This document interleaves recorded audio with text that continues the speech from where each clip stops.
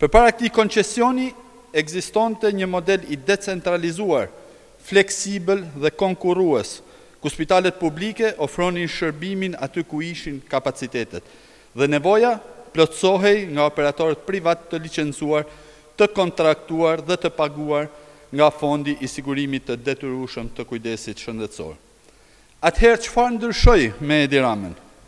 Nuk ndryshoi nevoja e pacientëve, nuk u shpik hemodializa, nuk u krijua një tregëri, u ndryshua modeli duke u kaluar nga një sistem i decentralizuar dhe me kontraktim periodik në një kontratë 10 vjeçare të centralizuar dhe të përqendruar në një operator të vetëm. Ndonse në procedurën morën pjesë disa operator, përzgjedhja e fituesit ende sot ngre pikpyetje serioze. Kompania nuk dha ofertën më të ulët.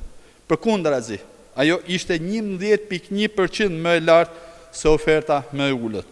Megjithatë, ajo u shpall fituese.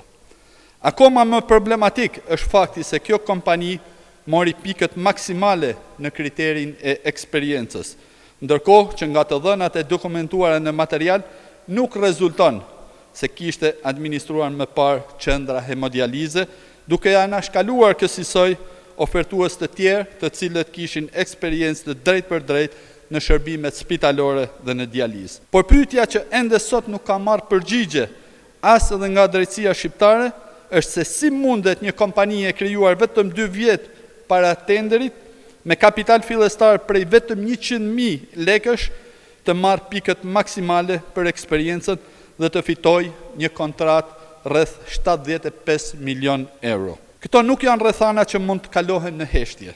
Ato kërkojnë transparencë dhe përgjegjësi. Por problemet nuk mbarojnë me tenderin. Zbatimi i koncesionit ka prodhuar gjithashtu abuzime dhe kostot të pajustifikuara për buxhetin. Një tjetër absurditet është mos shfrytëzimi i infrastrukturës dhe i pajisjeve ekzistuese të spitaleve publike. Rasti i Spitalit Rajonal të Shkodrës, i evidentuar nga kontrolli i lartë i shtetit, ngre pikpyetje dhe shqetësime për mos shfrytëzimin e investimeve publike ekzistuese, duplikimin e infrastrukturës, eficiencën e fondeve dhe dëmin ekonomik ndaj buxhetit të shtetit. Ky është thelbi i PPP-ve të shëndetësisë së Edi Ramës.